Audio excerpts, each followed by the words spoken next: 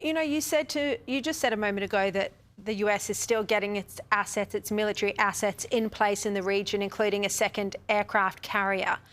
Do you think the president has made up his mind but is still getting the infrastructure in place, or do you think he is still undecided at this point? I think he's open to a surprising change in the Iranian position, but he can't really expect that. Maybe he thinks that this overwhelming US military power he's putting there will change the Iranian regime's mind. But for the regime, it's probably their survival in power in Iran that they see as at stake. And battening the hatches down and withstanding American strikes probably looks like their best option. Just a question on this cohort of ISIS brides. Now, they've been reportedly stopped en route to Damascus, so they were able to leave their the camp they'd been staying in, stopped en route to Damascus, an official at the camp saying the trip hasn't been cancelled, but just postponed.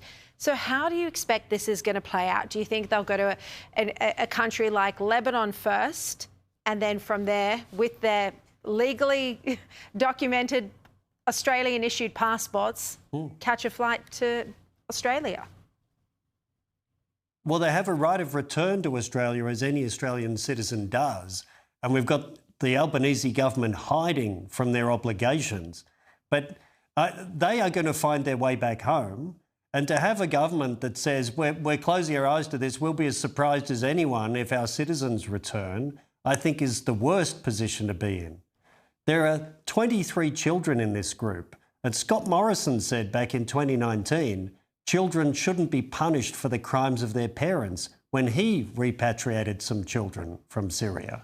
So unless we've become less compassionate and more hard-hearted than Scott Morrison, I think the government should do the right thing and manage the problem. Well, out of those 23 so-called children, 3 are teenagers, so not children in the strict sense, teenagers. And there hasn't been an assessment in nearly 4 years, so we just don't know the extent of the problem. All right, Michael Shoebridge, great to have you on as always. Thank you so much.